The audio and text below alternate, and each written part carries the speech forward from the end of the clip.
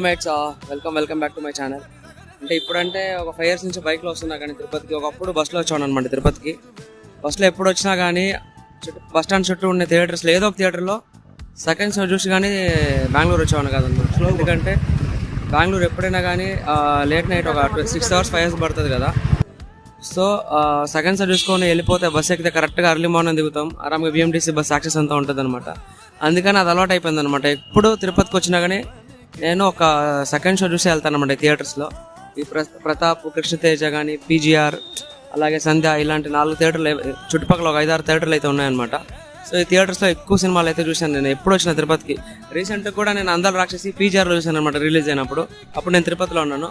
So అన్ని memories ఉన్నాయన్నమాట. So బైక్లో చూడడం స్టార్ట్ చేసిన తర్వాత ఈ మధ్యకాలం తగ్గిపోయింది అనమాట. ముందే తిరుపతికి ఎప్పుడు వచ్చినా తిరుమల దేవస్థానానికి వచ్చినప్పుడు కూడా కింద ఒక సినిమా చూసుకుని వెళ్తాను.